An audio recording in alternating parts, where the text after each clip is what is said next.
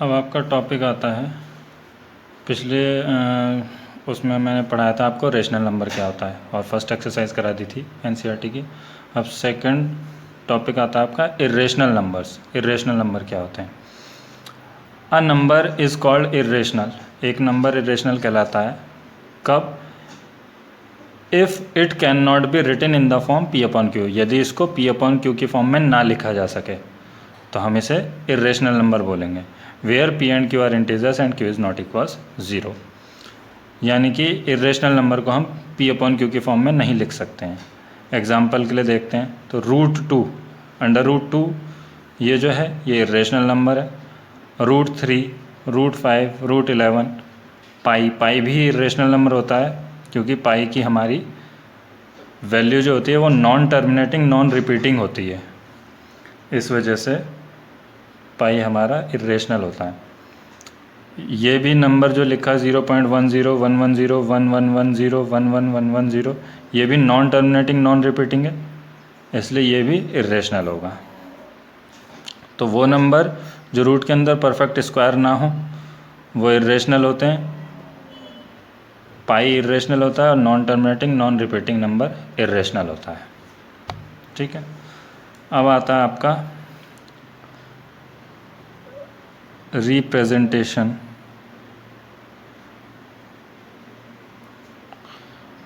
Of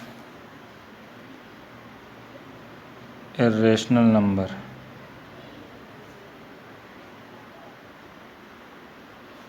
on number line. Number line पर represent करना irrational number को। तो इसमें क्वेश्चन आपका आता represent √2 on a number line. तो रिप्रेजेंट कैसे करते हैं हम √2 को नंबर लाइन पर? सबसे पहले एक नंबर लाइन खींचेंगे हम। ये पी क्यू मान लिया, एक नंबर लाइन खींच ली हमने, ड्रॉ कर लिया। इस नंबर लाइन पर सेंटर पॉइंट हमारा 0 होता है। 0 से लेफ्ट हैंड साइड पर नेगेटिव होता है, -1 -2 -3 चलता है, और 0 के राइट हैंड साइड पर 1 2 3 पॉजिटिव में चलता है। 0 से 1 को हम 1 यूनिट मान लेंगे और 0 को O पॉइंट नाम देंगे और 1 को A पॉइंट नाम दे देंगे, कुछ भी नाम दे सकते हैं। तो हमने OA को 1 यूनिट मान लिया। अब OA को 1 यूनिट मानने के बाद A से परपेंडिकुलर ड्रॉ करेंगे। अब A पर परपेंडिकुलर ड्रॉ करने के लिए हम A से सेमी सर्कल ड्रॉ करेंगे एक, इस तरीके से। ये सेमी सर्कल ड्रॉ कर लिया हमने। सेमी सर्कल ड्रॉ करने के बाद यहाँ ये सेमी सर्कल के इस पॉइंट से एक आर्क लगाएंगे, जो पहला आर्क 60 डिग्री का होता है। फिर दूसरा आर्क इस पर रख के क्रॉस पॉइंट पर रख के दूसरा आर्क लगाएंगे। फिर इन दोनों की हेल्प से 90 डिग्री का बनाने के लिए इनका हाफ करेंगे, एक यहाँ से और एक क्रॉस यहाँ से। फिर A से इसे ड्रॉ करा देंगे क्रॉस पॉइंट से मिलाते हुए, तो ये AP बन जाएगा। इसे P पॉइंट नाम दे देंगे AP, और इस क्रॉस पॉइंट को Q नाम दे देंगे। तो ये जो और ये क्रॉस पॉइंट जो आया हमारा, ये यहाँ से 1 यूनिट का लगाया है हमने। A से O तक की डिस्टेंस नाप लेना, ये क्योंकि 1 यूनिट ही लिया था हमने बेस, तो ये परपेंडिकुलर भी 1 यूनिट पर हमने क्रॉस लगाया। तो इस क्रॉस पॉइंट को नाम Q दे दिया, और Q से O तक की डिस्टेंस इसको मीट करा दिया, O से Q को ज्वाइन करा दिया। और इसकी जो वैल्यू होगी वो क्या होगी? √2 होगी। तो क्योंकि ये भी 1 यूनिट आया हमारा AQ और OA भी 1 यूनिट था, पाइथागोरस थ्योरम से ये हमारा सॉल्व हुआ। क्योंकि OA हमने 1 यूनिट लिया है, OA = 1 यूनिट, और AQ भी हमारा 1 यूनिट का आर्क था। तो हमारी बाय पाइथागोरस थ्योरम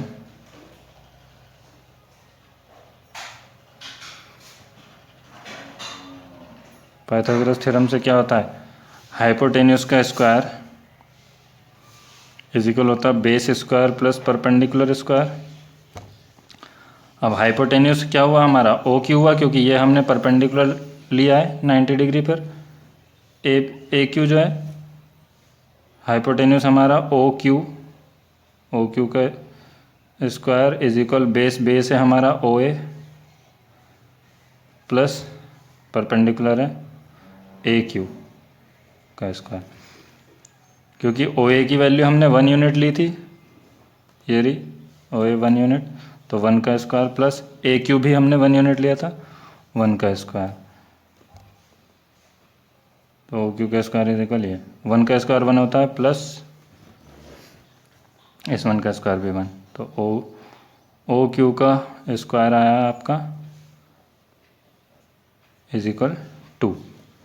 जब तो इसका मतलब ओ क्यू इज इक्वल क्या हो गया, √2, यहाँ से स्क्वायर हटता है तो ये इसका रूट हो जाता है, तो ओ क्यू की वैल्यू √2 आ गई। तो इस तरीके से ये नंबर लाइन पर जो रिप्रेजेंट होगा कि बेस हम 1 यूनिट लेके चलेंगे, ए पर परपेंडिकुलर ड्रॉ करेंगे, परपेंडिकुलर ड्रॉ करने के बाद इस पर भी 1 यूनिट का आर्क लगाएंगे परपेंडिकुलर पर, और उस ओ पॉइंट से यानी कि 0 से इस जो परपेंडिकुलर पर क्रॉस पॉइंट लगाए इस तक की डिस्टेंस हमारी √2 कहलाएगी।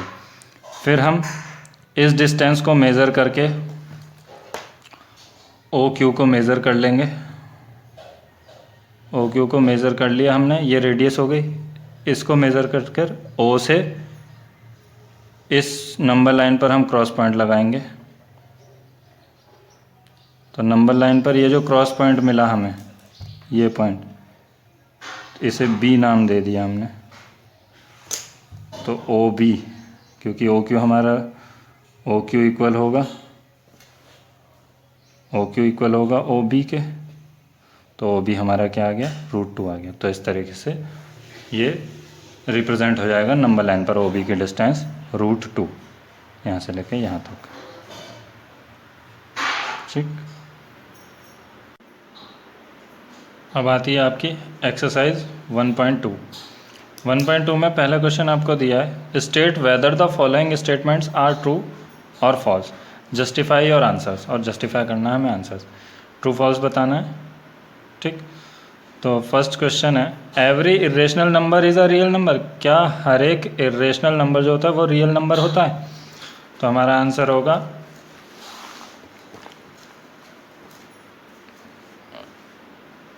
कि yes true.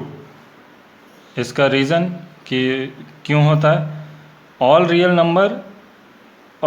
Numbers include rational and irrational numbers, तो सभी रियल नंबर्स में जो होता है वो इंक्लूड होता है रेशनल और इरेशनल, यानी कि रेशनल इरेशनल दोनों रियल नंबर के अंदर आते हैं, इसलिए सभी इरेशनल नंबर क्या होंगे, रियल नंबर कहलाएंगे।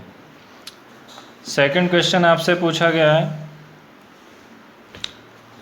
Every point on the number line is of the form √m, क्या हर एक पॉइंट नंबर लाइन पर जो होता है वो √m की फॉर्म होता है? Where m is a natural number, जहाँ पे m एक नेचुरल नंबर है। तो ये फॉल्स है स्टेटमेंट। क्यों?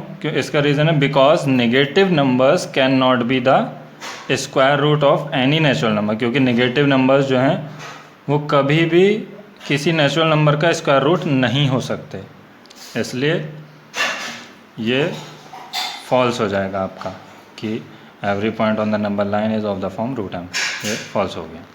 थर्ड आपको दिया है, every real number is an irrational number, क्या हर एक रियल नंबर जो होता है वो इरेशनल नंबर होता है? तो ये भी स्टेटमेंट फॉल्स हो जाएगी,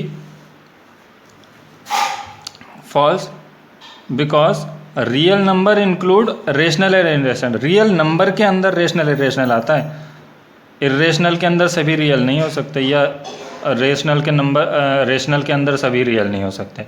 रियल के 2 पार्ट्स हैं, रेशनल और इरेशनल। जैसे एग्जांपल के लिए 3 इज़ रियल, 3 रियल नंबर तो है बट नॉट इरेशनल, लेकिन इरेशनल नहीं है, क्योंकि इरेशनल हमारे P/Q के फॉर्म में नहीं लिखे जा सकते हैं। ठीक, तो इसलिए यह स्टेटमेंट हमारी फॉल्स हो गई। सेकंड क्वेश्चन आपको दिया है, are the square root of all positive integers irrational? क्या स्क्वायर रूट सभी पॉजिटिव इंटीजर्स का इरेशनल होता है? इफ़ नॉट, यदि नहीं, give an example of the square root of a number line that is a rational number. और अगर यदि नहीं होता तो एक एग्जाम्पल देना हमें square root of a number that is a rational, जो कि एक रेशनल नंबर होगा। तो देखते हैं। तो पहला आंसर होगा आपका नो, क्योंकि स्क्वायर रूट सभी पॉजिटिव इंटीजर का इरेशनल नहीं होता। For example root nine is equal क्या होता है? 3, which is a rational number, जो कि क्या है? एक रेशनल नंबर है। अगला क्वेश्चन आपका, show how root 5 can be represented on the number line, कि नंबर लाइन पर कैसे रिप्रेजेंट करेंगे रूट 5 को। तो सबसे पहले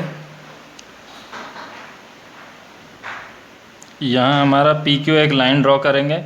पी क्यू लाइन पर 0 जो है वो सेंटर पॉइंट होगा। 0 से left hand side negative integer होते हैं, right hand side positive integer, और इनके बीच का गैप जो है वो इक्वल होना चाहिए सबके। तो 0 से लेकर 2 को हम 2 यूनिट ले लेंगे, इसे बेस मानेंगे।